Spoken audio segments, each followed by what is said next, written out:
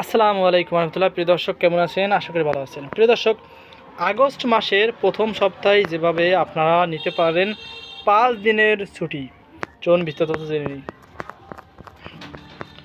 প্রিয় দর্শক, ছুটি নিয়ে সরকারি চাকরিজীবীদের সুখবর। চলতি আগস্ট মাসেই সরকারি ও বেসরকারি চাকরিজীবীরা টানা 5 দিনের ছুটি পেতে পারেন।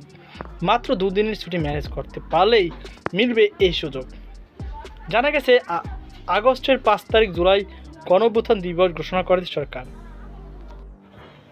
তাই দিবসটি কেন্দ্র করে মঙ্গলবার 5ই আগস্ট থাকবে ছুটি।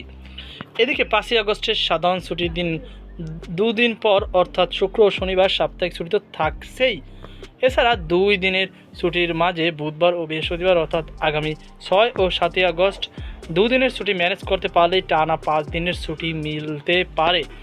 ছাত্র জনতার গণঅভ্যুত্থানে আওয়ামী লীগ সরকারের পতনের দিন 5ই আগস্ট সাধারণ ছুটি সহ জুলাই গণঅভ্যুত্থান দিবস পালন করা হবে।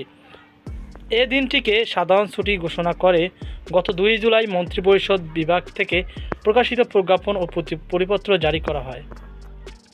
প্রজ্ঞাপনে বলা হয়, সরকার প্রতি বছর 5ই আগস্ট জুলাই গণঅভ্যুত্থান দিবস ঘোষণা করেছে।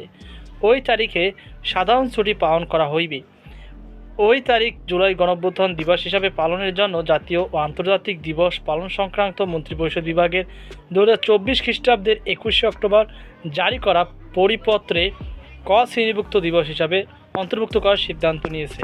তো প্রিয় দর্শক, এই ছিল আমার সর্বশেষ আপডেট। সকল বার্তা পর্যন্ত আল্লাহ হাফেজ।